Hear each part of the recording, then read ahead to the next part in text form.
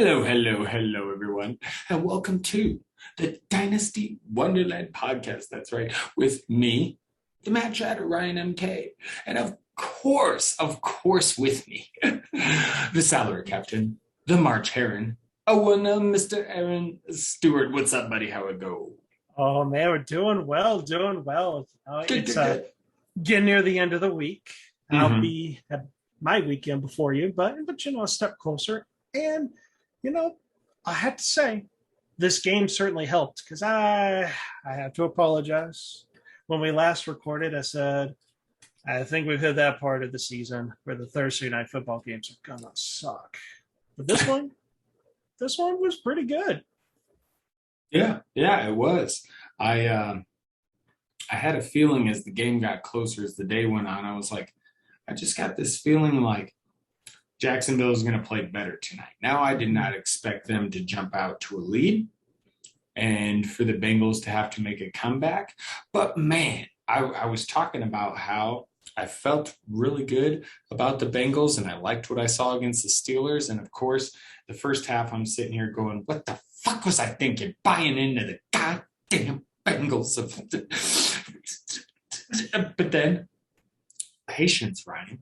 Let's see what happens in the second half. And fuck, that Cincy offense came alive. Burrow came alive. They started dealing. And Cincy's defense picked it up. And Jacksonville just, looked like a completely different team. But it's nice to see, I was all off with their heads with Urban Meyer pretty recently, as you know.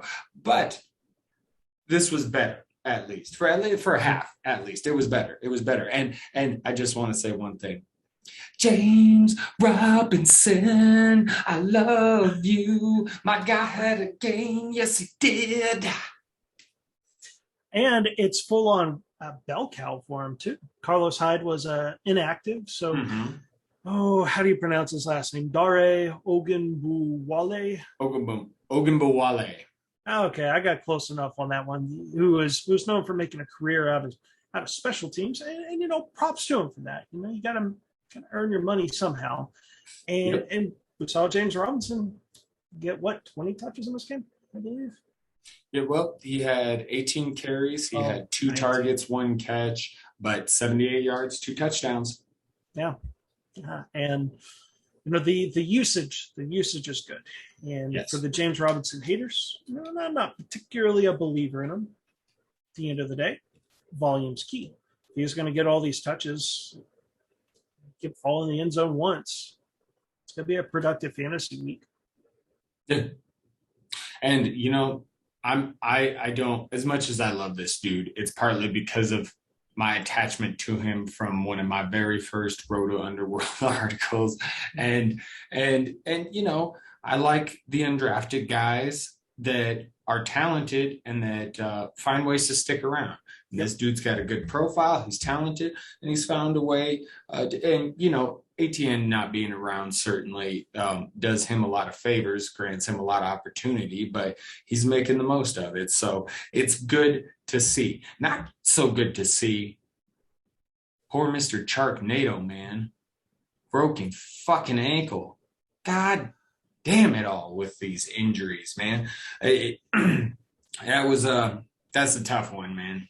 And I know he wasn't doing like a hell of a lot so far this year fantasy wise, but that's a bummer. That's a bummer. Very much so. Yeah, you pour one out for him. Yeah. Because this is contract year for him. Is it fourth season? I think so. I think so. Man, just a untimely injury there. For sure. For Chark, you hope he hits his rehab hard. He'll be back. For people that go, I did not see the injury, but when I read fractured ankle, I was like, oh. Yep. But just like with Dak Prescott, broken bones are, in terms of like lingering injuries, are more preferable than ligaments. Well, ideally, we don't want any injuries, but right. For people worrying about Chark in the long haul, if you're a rebuilding team and you're just looking to maybe get a guy maybe at cheaper cost and you're not going to compete this year, it's worth it. If he's on a contending team, you probably get a pretty nice discount. I'm sure he's going to be fine next season. He'll come Right. back. Yeah, because I was kind of excited. I was trying to actually get Tony Pollard or David Montgomery off of my brother in a league, and I was throwing in DJ Chark as one of the pieces, and he had no interest in DJ Chark, and I'm just like, he's fucking 24, and he's Yeah. only 24, and he's gonna be going to sure, there's no guarantee of a productive future, but he's still young, he's talented, and he could be going potentially to a team where he's got a big role next year. So, it's just someone that I'd be interested in acquiring. So I was a little surprised he wasn't, but to each their own. So, like you said, might be able to get him on the cheap now. So, Certainly. And then one of the other takeaways is that in Chark's absence was finally the big game for Laviska Shenault. that's right. Coming up. And there's a lot of people that obviously the start for Shenault this season has not been ideal, to the point where people go, do I even roster him in redraft leagues? Look, you just have to believe in the talent sometimes, and you have to be patient. And so there's some players that you just go, look, his athletic profile, I'd rather just keep him on the bench, because when he blows up, he's going to be such a dangerous weapon. And Right. almost went for 100 yards in tonight's game. 99. And proving people wrong, because yes, he had only been catching the shallow targets there in this offense, but showing that he can do more, that he's an explosive athlete. He's getting carries. Let's see, behind James Robinson, he may have had, so Trevor Lawrence got a few carries, but I thought Shenault had 2 carries. I was mistaken. He had one but, for 11. Yeah, but still showing some explosiveness there. Probably my other takeaway, CJ Uzomah, just coming out of nowhere. And you know what? This is a player that ruptured his Achilles last season. That was actually the last time he scored a touchdown, was week 2 of the 2020 season, ruptured his Achilles. So one of the things I go is like, we're so quick to go, oh, ruptured Achilles, like he's done. And it probably helped that he played the Jaguars defense. But for sure. But Uzomah, he looked fast, but like I said, hard to tell when no one's like near him at all. And I mention that because we've seen a lot of players deal with Achilles, Cam Akers being the most notable one.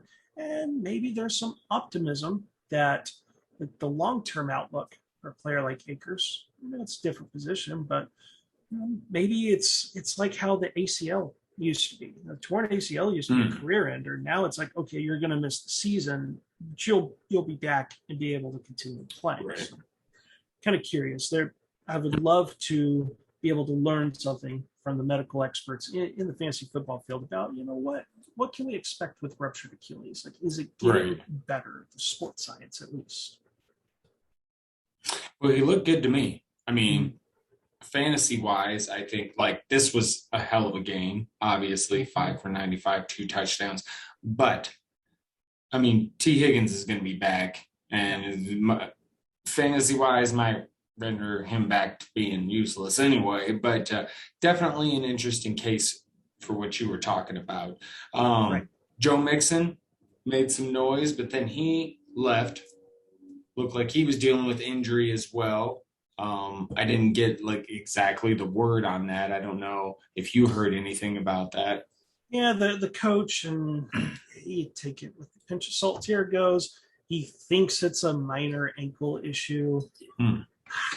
It's wait and see. Ankles. Yeah, and if there is one benefit of playing in a Thursday night game, it's that your next game is going to be 10 days away. So it's something to monitor. It also means that for next week's waiver claims, man, Samaje Perine was getting carries, but Perine's not pass catcher. One guy to monitor in deeper leagues would be Chris Evans, not Captain America, but the rookie running back for the Bengals. He's a pass catcher at least. And Perine has hung around the league, but he's just a dude, just a guy. That's right. So I agree. Yeah.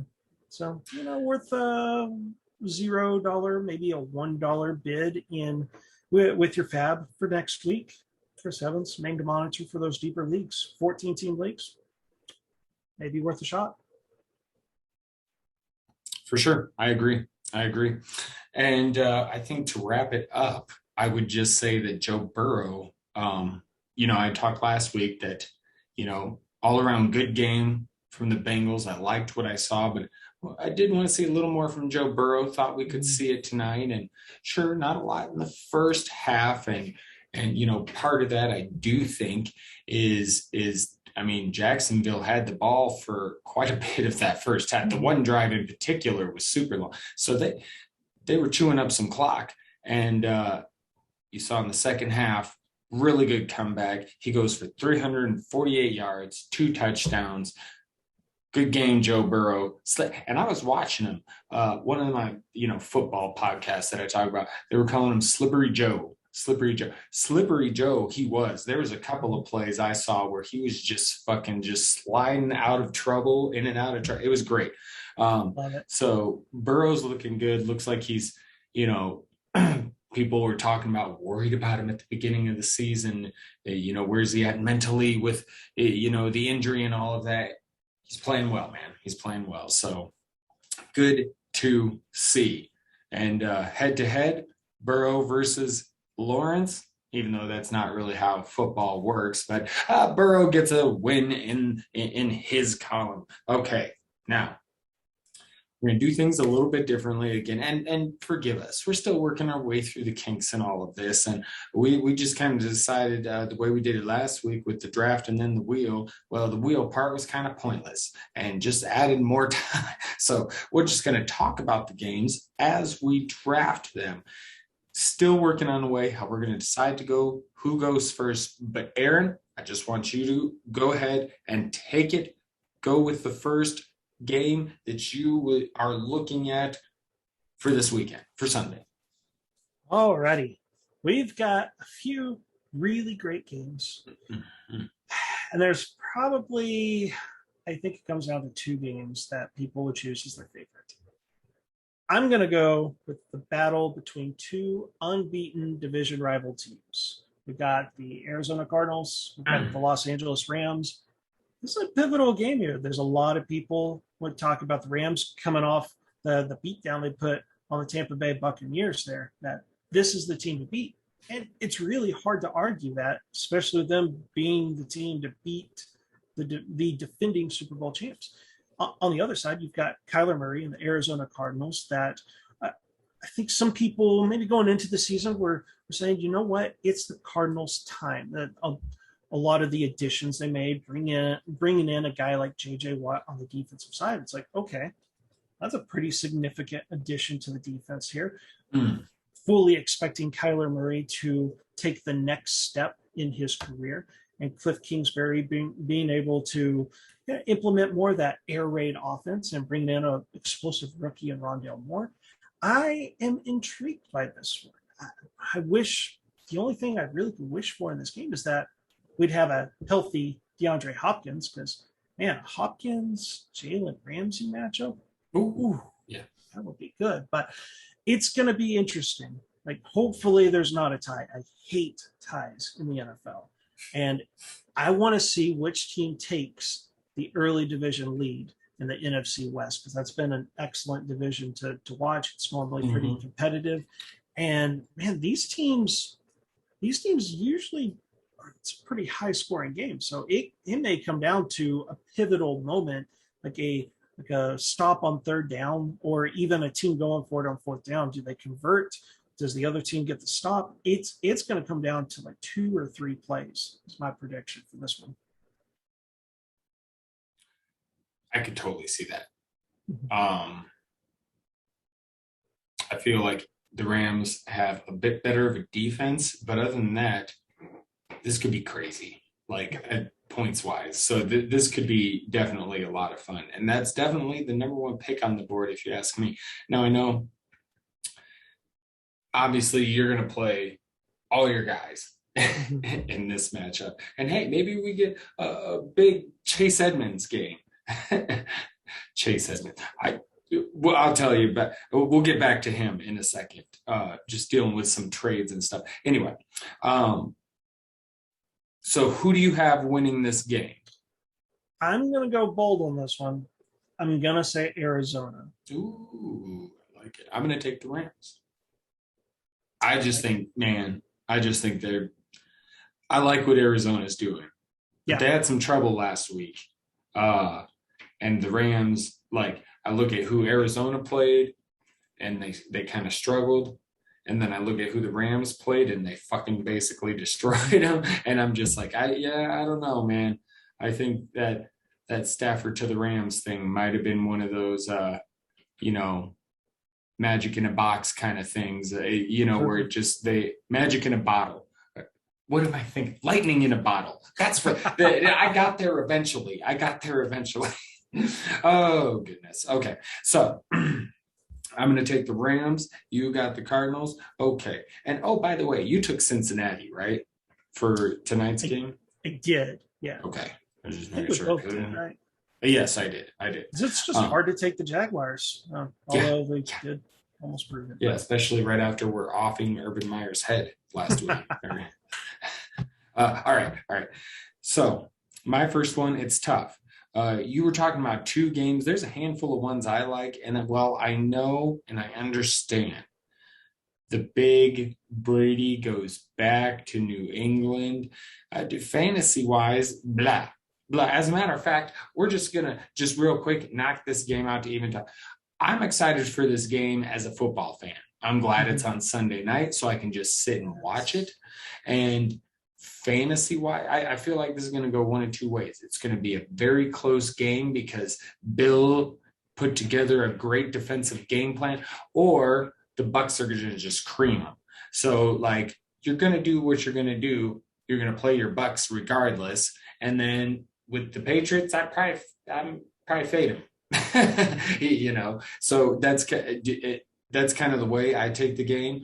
I don't know if you want to say a quick thing about it, and then I'll go to my actual pick. But I figure we might as well talk about this one, get it out the way real quick, because it is, football-wise, a really big game. It's just not one of the more intriguing ones fantasy-wise, But go ahead.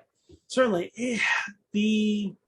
I think there will be some fantasy-relevant players in New England. It's interesting. The James White loss is going to be massive because that backfield. JJ Taylor. I am hoping. I have been big on JJ Taylor all this, like, all off season. He was the guy that I just had a feeling like he was gonna get when he got his moment that he'd shine. He hasn't gotten in the regular season yet, and I'm hoping, fingers crossed on that one. It'll be interesting. Bill Belichick's a smart coach. So I think he knows you can't just go and hand the ball to Damian Harris against Tampa Bay. You just can't. Right. You got to learn from what Dallas did in week one. The teams are going to beat them. The teams are going to pass. Is this the game where the tight ends finally get involved? Possibly. And I kind of like Jacoby Myers. I could see him attacking more on the inside, not really challenging the outside corners so much. That really seemed to be an area that Tampa Bay struggles with, is especially the tight end positions. I think it's going to be the center of the field is where Bill Belichick really targets. So I'll say that this will be a Jonnu Smith game. Been waiting for one, and I think this is the perfect game to utilize a highly athletic tight end. It'd be nice to see. I would love to see it, especially on Sunday Night Football. And I would love to pick New England. Just as much as I rooted against New England for so long, I'm so sick of Tom Brady won. Yeah, Tom Brady proved it was him, not Bill Belichick all along. Like, you hear that shit, and it's just like normally I'm going to side with players. But Belichick's do you realize some of the years they won the Super Bowl, how great that defense was and how not great Tom Brady was? Right. Not that he was bad, but come on. So it's just crazy now because he's 40 years old and still doing it. And Bill was like, I got to move on, man. It's just I get it. Brady wanted to move on to anyway. So I'm kind of rooting for New England a little bit, just a little bit, but I have to go with Tampa Bay. And I think on this one, maybe to make it a little interesting, but also I could see what it's a home game for New England, right? It's in New England. Yeah, Tom Brady gets all emotional. Like, Yeah, I don't know, he's pretty robotic. it'll be. I'm gonna take the home team. I'm gonna take the Patriots because I know that most weeks like Tampa Bay versus whoever they play, Tampa Bay is going to be picked to win, but Tampa Bay is going to lose some games. They just are, and there's Gronk dealt with an injury in the last game. What's the status? He may play, but he's probably going to be hurting. Yeah, Antonio Brown, who just came off the COVID list. And I don't know. He missed that game. Did he actually have COVID? I don't know how that worked. Like the NFL's kind of hush hush about things with COVID. I mean, like they'll say a player's out because of COVID, but we don't even really know what that means. Because I think he had a positive test. So that's already a couple. Yeah, you have a couple of weapons that are down. New England still got solid defense. Ribs. Yeah, it's his ribs, and he was not at practice today. So right.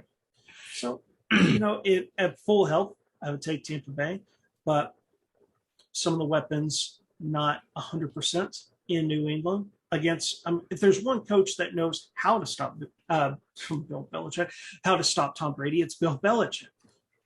Who's a defensive backs. He's a coach that specializes coaching defensive backs. He's a defensive-minded coach, and coached Tom Brady for 20 years. So. Some might say Brady would know how to attack his defense too. It's true. So it's true. So we'll see which one it is. Yes, we will definitely see. I'm kind of rooting. I give you props because I thought about it, but I was like, I'll pull the trigger. They both lost last week, so they're both going to be pissed and looking away. It's going to be fun. It's going to be fun. Right. Okay, so I'll go with my pick, and this is tough because there's a few that I like. I'm going to leave that one for you because I feel like you know what? Cleveland at Minnesota. Minnesota, a team I really used to root for. Man, their offense has been killing it. And Cleveland, a team I am very much invested in rooting for this year. I want to see them do well. And I think that we're going to get some points in that. This is one of the reasons I picked this one. I think, Cleveland's defense playing better, but I think we're going to get a bit of a shootout again in this one. I do think the Browns are going to win, first of all. But I could see this being another high-scoring affair, and I'm all fucking for it, because, well, it would have been nicer if Seattle had put up some more points last week. But, if we can get both teams really going, this could be a fun one. But I think I'm still going to go with Cleveland, and it's hard to tell with them fantasy-wise. You could see by the end of the game, Baker was targeting Odell more. Mm-hmm. And then, it was the Kareem Hunt show, hunting bears, he was. And so I could see them being, because there's a lot of talk of, Felton being kind of like in that Jarvis Landry role. And he did some really cool stuff in the game, but also there was a lot of Kareem Hunt. So, maybe we get that again, because the first few weeks, even when Landry was in there, Baker was really spreading it around. But if OBJ is going to be a little bit closer to old school OBJ, maybe he will kind of, dominate some targets there. So from a fantasy perspective, I'm interested to see the continuation of OBJ, getting involved in this offense. And I'm looking to see if Kareem Hunt is going to, possibly continue to have some big games while Jarvis Landry is out, or if they might mix it in with him if Felton, just have to see how it goes. But fuck, they've got so many weapons, man. I mean, they really do. And then Minnesota, I mean, normal guys, they're going to do their thing. I think KJ Osborne could have a bounce back week, and they're going to do their thing, and then probably choke at the end, and Cleveland will win the game. So yes, I'm going Cleveland, and that's the game I got my eye on. Gotcha. And I'll stick with Cleveland on this one. They're just simply the better team. As you mentioned, it's a weird offense because they actually target the receiver position at the lowest rate. And it's certainly not having Odell for the first couple of weeks, then losing Jarvis Landry certainly plays a part. I'm with you. OBJ is set to have big game, simply because outside of OBJ, Rashard Higgins? I don't think so. And Minnesota's defense has not been good, quite frankly. No, it's just really bad. OBJ has got to capitalize on this. And one of the things we haven't even talked about, Kevin Stefanski. Yes, I forgot to mention that. God damn it. Yes, thank you for bringing it up. Yes. The Stefanski revenge game. So, I love the narrative, and it'll be interesting to see him go against Mike Zimmer, who's a defensive-minded coach. He's going to want to crush him because I almost feel like he thought he could be the next head coach there, but they just they want to keep going with Zimmer, and I'm just like, okay. And so I do wonder if there's any of that. Plus, yeah. It's going to be in that aspect is interesting for sure. So very, very interesting. But okay. So Aaron, go ahead with your next pick. Certainly. So let's go. I guess it could be a homer. We're going to go the Dallas Cowboys, Carolina Panthers. Yeah, that's what I left for you. I was thinking about that one, but I was like, I'll leave that for him. I'll go Cleveland. It's because this is going to be a fun fantasy matchup. It is. There's even without CMC, there's potential for a shootout in this game. And I'm all aboard, watching DJ Moore continue having the huge season that he's having after, of course, disappointing last year. And just on Dallas' side, my goodness, they could beat you in a variety of ways. Last week was Dalton Schultz, just 2 touchdowns. So this will be a big test not because I'm a Cowboys fan. Their season's been impressive. 2-1, where the one loss was against Tampa Bay, where if they could actually have made field goals and made kicks, made extra points, they probably win that game. They beat the Chargers on the road. They put a beat down on the Eagles. Cowboys have been impressive. Carolina, I'm not completely sold yet. I mean, I'm almost there. I mean, I like them. I like them as being a young team that's emerging and developing. But people go, oh, they're one of the last undefeated teams. I'm not quite ready to be like, oh, they're a top 8 team. I'm not quite there yet. But a victory over the Dallas Cowboys, that would change things. I would change my tone a lot on things like maybe Sam Darnold. Sam Darnold can go out and have a big game. You're like, okay, finally doing it against legit competition like that, not the Houston Texans. Right. So it'll be fun to watch. It will be interesting to see that without CMC, how does that change the Panthers offense? Because there's a lot of people that put a lot of fab on Chuba. I got it right this time. Chuba Hubbard. We're going to see, because I don't know. I don't know if that's going to be the answer. It may be that they utilized more DJ Moore in the short intermediate throws. We'll see more of Royce Freeman that people want to see. But that's what I was going to say. I grabbed him where I could because you never know. Maybe he getting out of Denver is what he needed. I mean, absolutely. Mike Davis did it last year. He's been around a minute. So I grabbed me some Royce Freeman. I'm going to talk about him in my infirmary video that will be coming out. Oh, I meant to text you my little graphic that I made for it. I'll have to do that after the show. But yeah, so I'm sorry. go ahead with what you were saying. No. I think probably the last brief point on this one is in DFS. This could be one of those games where there's some interesting stacking. Do you do a oh man?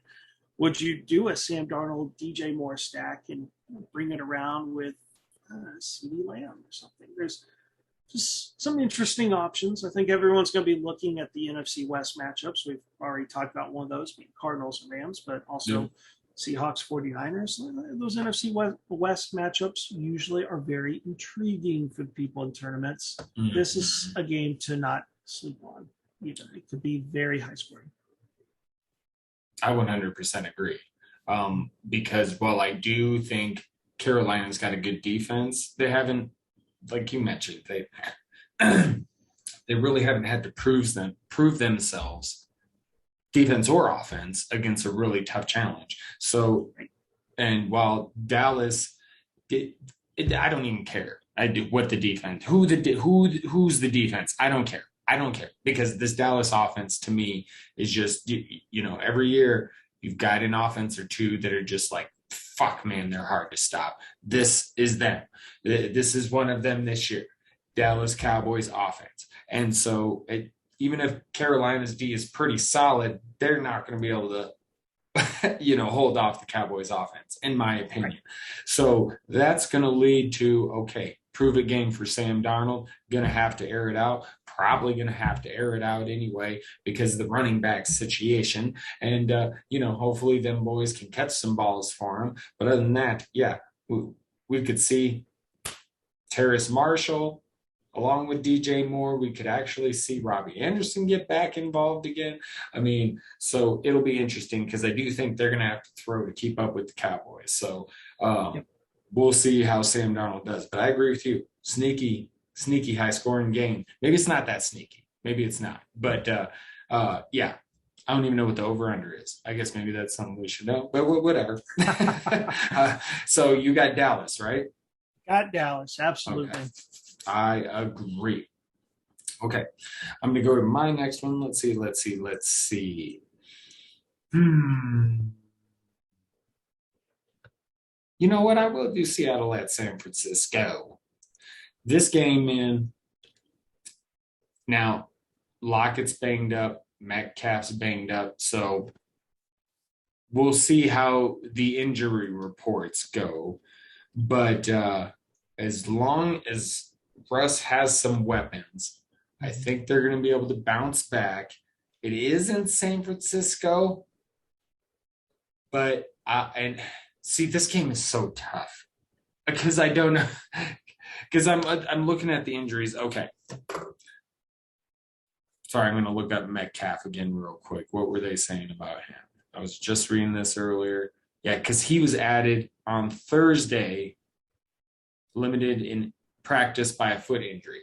That's not good, man. Being added to their injury report late in the week. Tyler Lockett, let's see, did not practice Thursday. So this is worrisome. And Gerald Everett, COVID, right? Yes, COVID. Oh, so damn. It's, jeez. Why did I pick this fucking game now that I think? You jinxed them.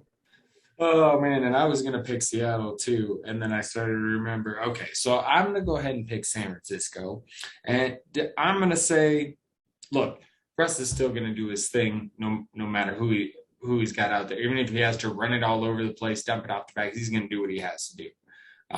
So I imagine they'll compete even if they're down some people. But no need to panic yet. We'll see what the injury report says tomorrow. But I am interested to see. It looks like Elijah Mitchell is going to be able to go for San Francisco. So kind of want to see what that running back situation looks like with Elijah Mitchell coming back. Because he looked good in relief of Raheem Mostert. But I didn't feel like there was anything super impressive last week. So it'll be interesting to see how that goes. And other than that, can Jimmy G stave off Trey Lance for another week? So, I mean, this game does have intrigue, not as much fantasy intrigue. Well, we'll see. Again, we'll see what the fucking Friday injury report reveals. But I don't like that Lockett's not practicing and DK is just now popping up on the injury report. That's no fun. Not at all. Oh, poor Russell Wilson. What are you going to do? So, who do you got in this game? You got the. I was going to go Seahawks, but I think I have to go Niners. Yeah. I can't imagine the Seahawks going 1-3, but. It's weird. It's weird. But yeah, because the game's in San Francisco, too. It's in San Francisco. The Seattle defense has been piss poor. Oh, and I still would have faith that Russ can get it done. But if you take away a weapon or two, man, that makes it really tough. Yeah. And I think I'm with you. I'm going to go 49ers. I don't really have anything to add to this game. You hit the points on this one. Sorry, it was kind of rambly because I was just like, yeah, I think I'll go with that game. And then the more I thought about it, as I'm talking, I'm like, wait a minute, why am I doing this? No, this is not, this could be disastrous. Okay, anyway. All right, next one for you, Aaron, my friend. All right. I've got another undefeated team with something to prove. And that's the Denver Broncos. Oh, man, I looked at this one too. Baltimore Ravens. This is a good one. Here's the fun stat. We like the Denver Broncos. We touted their defense in the offseason. Shout out to the EDG, who got us both heavily involved with their defense because we like the Browns defense. The Broncos defense is not disappointed. And it's kind of the backbone to their 3-0 season. However, with tonight's loss to the Cincinnati Bengals, the Jaguars dropped to 0-4. The other two teams that the Broncos played were the New York Giants and the New York Jets, who are also winless. That's right. The Broncos, in 3 weeks, they're undefeated, and their opponents have combined for 0 wins. Like, congratulations to the Dynasty Wonderland. You guys have as much NFL wins as the Denver Broncos opponents. And I'd say, who was it? Joe Judge. Joe Judge said that Excel analytics and the Excel sheets don't win football games. And I remember that. And neither do the Broncos opponents. So the matchup against the Ravens are interesting because at 2-1, they have a great victory against the Kansas City Chiefs. They lost that week 1 game against the Raiders where, I don't know, like they just got outplayed by a team that I still need to see a little bit more from. I've bumped up the Raiders in where I believe they should be, but also a good team with something to prove. And a 66-yard field goal saved their butts against the Detroit Lions. So this is shaping up to be a fun AFC game where these two teams that combined for 5-1 record, they need a statement win. Both teams need a statement win. Right. Because you could build the case that these team starts don't represent how good they actually are. It's a game in Baltimore. No, it's in Denver. It's in Denver, yeah. I'm gonna go Denver. Because it's just hard to play in that atmosphere there.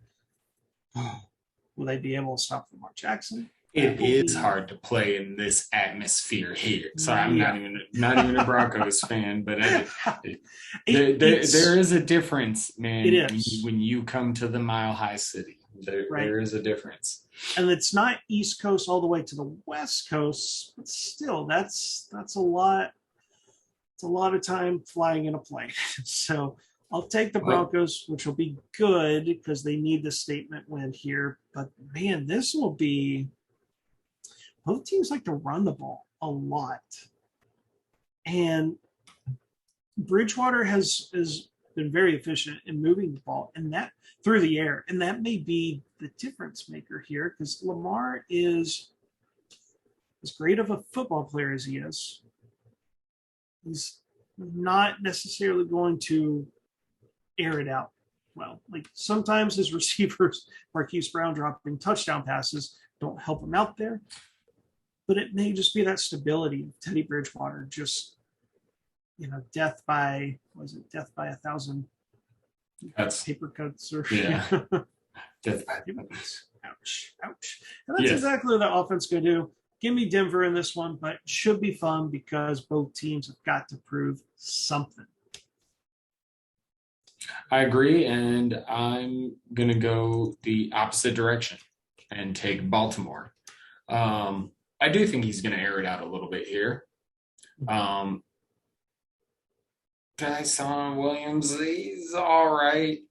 I mean, their running game situation just isn't great, but that's okay because Lamar will just run it, And so fantasy wise, you love that. And Denver's D, tough to run against anyway. So I think Lamar is going to be able to do his own little magic, but I do think he airs it out a little bit.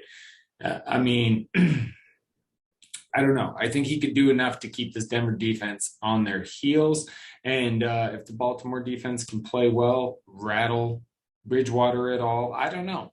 I see this being a good game, and I'm actually really interested to see because, like you said, Denver's played nobody. And by the way, Joe Judge, I actually didn't mind you as a head coach, found you a little bit different, interesting. But then you went on your fucking throne and said, hey, analytics doesn't win you football games. Like, dude, you're fucking 0-4. Who are you to say what does and does not win fucking football games, my friend? Like, you're 0-4. You have not won this year. What? Why? You know what I mean? Anyway. Now, hold on. New York hasn't lost their game yet. They're just 0-3. Oh, I'm sorry. 0-3. Yes, this is true. They haven't yet. They're playing the Saints I was going to say in New Orleans, but are they? They're not back in the Superdome. Yeah, they're in New Orleans. They're back in the Superdome. Yep. Good luck. Yep. Good luck is fucking right. So yeah, I do think Lamar Jackson is going to have a big day. I think we're going to see some Mark Andrews action. I think we're going to see Hollywood Brown. I'm going to call him that because I think he'll be a little Hollywood this week, make up for his shit last week. So I do think it's going to be Baltimore. And yeah, that's the way I'm going to go.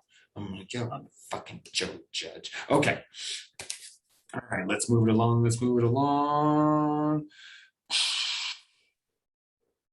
I mean, okay, I'm going to go. It's one of two. It's tough. Okay, I'm going to go KC at Philadelphia because I think obviously it's going to be a good fantasy day for the Chiefs. So play your Chiefs. I mean, obviously, I think it's going to be a good one. And I want to see more out of the Eagles because they just got trucked on Monday on what was it? Sunday night? Is that when we saw those guys? No, that was on Monday night. Monday night. Yeah, it's fucking Thursday. I'm so goddamn out of it. It is Thursday. So I did that early. What was it? It was one of the guillotine leagues. I was like, hey, yeah, good matchup. Looks like so-and-so is heading to the guillotine. And somebody was like, doesn't he get the Monday night game points? And I'm like, yep, nope. I'm a fucking idiot. Like, so yeah.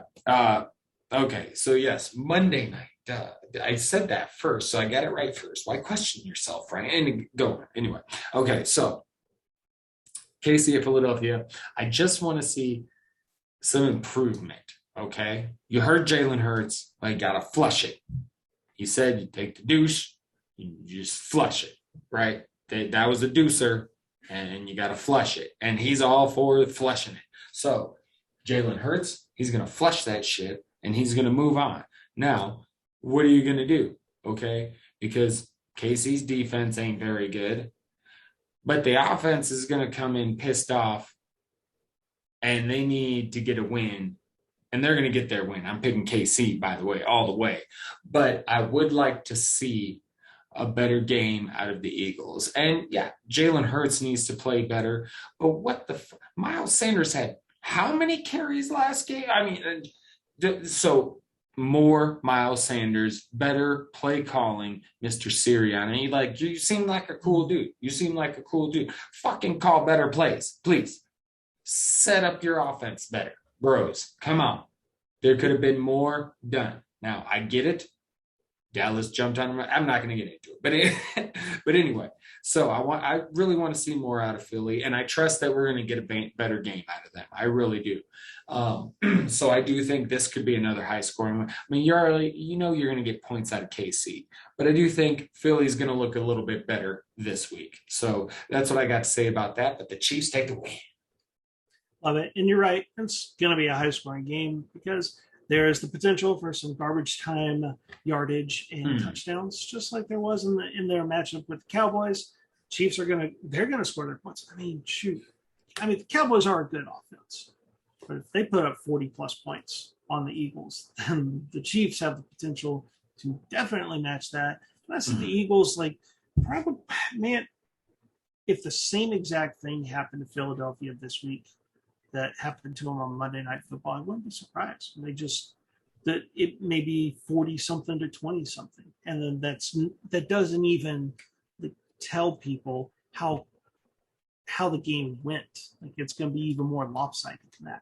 By the way, I'm also going Kansas City. It's hard to trust Philadelphia right now. Like, I don't know if they know their identity. Right. I know that may be a little cliche, but and they're beat up along both lines, so there's that too. I mean, so I can't put all of it on the play calling either, so everybody's got to step it up. Play calling, offense, defense, wherever the injuries along the lines, dude's got to step up, bring it. So we'll see if they can do it, but they're definitely already at a disadvantage because they're going to have an angry Chiefs team coming in to feel it.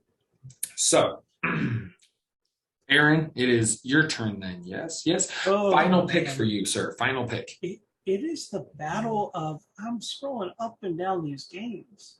There's just trash, just absolute trash. So, but you know what? There will be, I'm going to stick with another divisional rivalry game here. We got Detroit Lions, Chicago Bears. Both teams are yuck, right? But I love watching DeAndre Swift play. He's one of my top 3 or 4 guys to just watch play football. I'm not saying something, because running back's not always the most exciting position to watch. And Detroit, they've been in just about all these games here. Yeah. They have been competitive.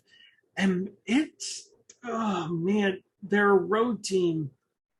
But this game feels like it's going to be close because the Bears have just been trash, and that's Matt Nagy for you. And Andy Dalton could start. Oh no, I hope not, because I want to see Justin Fields start in this game. Me too. Because the Lions, even though they've been gritty and they have been competitive, they still have a absolutely horrible defense, especially in the secondary.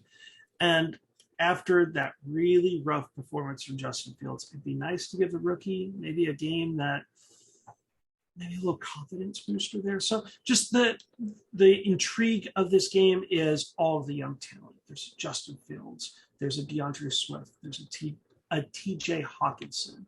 Mm-hmm. Is this the get right game for Allen Robinson? Poor Robinson. Right. You can't get hopefully Justin Fields. Yeah, they got one. But is the first good quarterback, but an entire career of just Hackenberg and college thrown. This feels like a game that Chicago does win, but it's going to be close.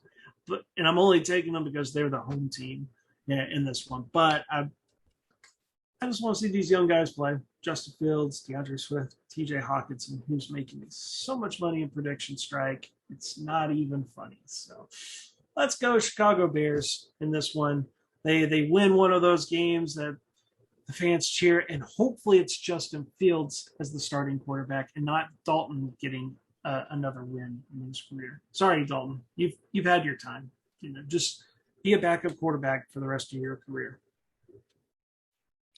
You're right. I'm gonna go Chicago. This is one I hadn't made up my mind yet, and I was like, I'll go opposite of whatever Aaron does. But I think more and more I think about it, like being in Chicago, I do think Detroit's gonna end up winning a couple of games that people aren't gonna expect because that fucking Dan Campbell ankle biter coach of theirs. He's got them playing tough as hell or hard as hell. So I think. But yeah, their defense is shit. So I mean, hopefully it's Justin Fields. I agree with you. But yeah, I'll take Chicago too. Okay, moving on. Well, I'm gonna go ahead and do it and pick the other game that I was picking my two that I had in mind last one. So I'm gonna go Pittsburgh at Green Bay.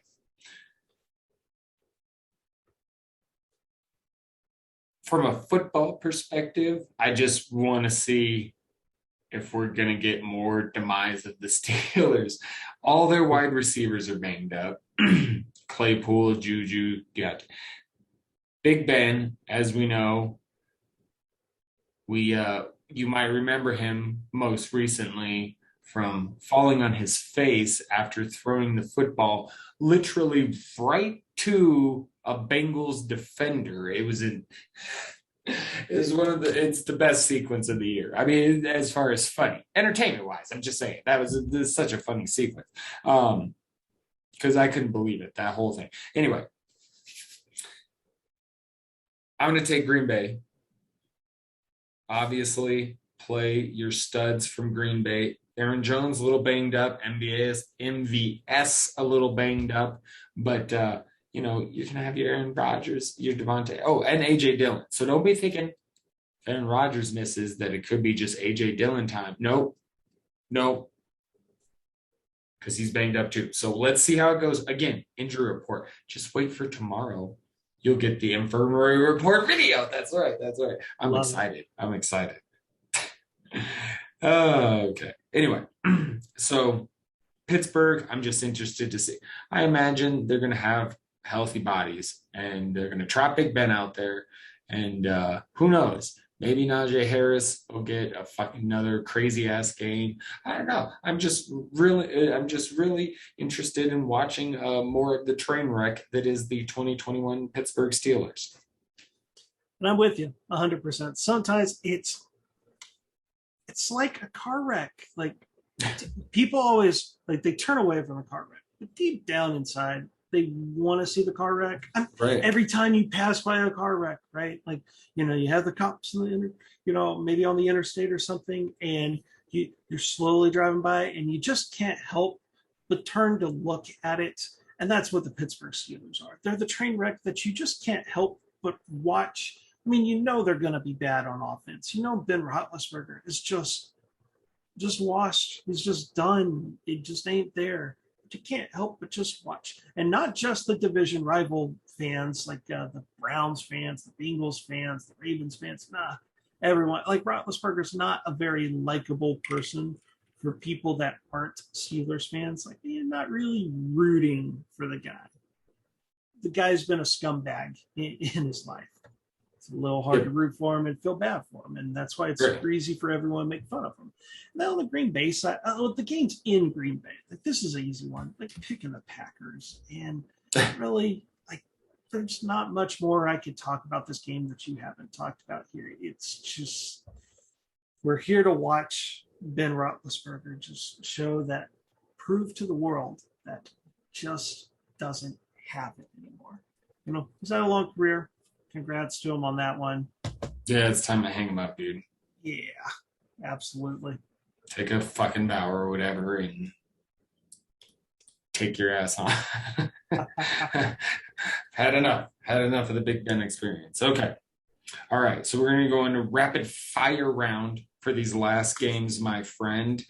Are you ready? I'm ready. We're just going to list the teams we think they're going to win. Yeah, if you want to say a quick thing or two, I've got the timer set for 30 seconds. I'll restart it every time we go. I got the Predator sound for the alarm. So we're going to go ahead and I'll just go down my list. Are you ready, my friend? I'm ready. Okay. It's going. It's going. We got Indy at Miami. I've got Indy. I see the Colts. I know Miami's got a tough defense. Brissett was solid last week, but the Colts finally get a win. And I'm going to take Miami in this one. I knew you would. Jacoby Brissett revenge game. Oh, plus, yeah, that's a good point. Plus, the secondary for the Dolphins still has a lot of talent, even if they screwed up that first-round pick from 2 years ago. Give me Miami. Very good point. Very good point. I forgot all about in revenge game. Okay, we got another 30 seconds going. Giants at Saints. I'm, of course, taking the Saints back in the Superdome. Poor Giants. They're just poor Giants. Saquon's banged up. God, just poor Giants. Saints get this one. Go ahead, buddy. Saints are going to win. You know what? We'll take the Saints analytics guy over the Giants analytics guy. So, I 100%. I'm going to run this joke into the ground. All right. Now, next, we go Houston at Buffalo. I mean, this is pretty easy. I mean, who knows? Maybe there would have been a Tyrod Taylor revenge game in store, but it is not to be. It is not to be. We're going to see Davis Mills, and Buffalo's going to whoop some booty.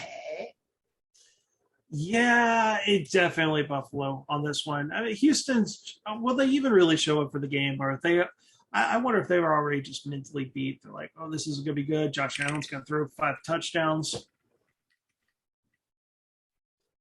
You good? You good? There we go. Yeah. I heard the noise. So you just stop. Okay.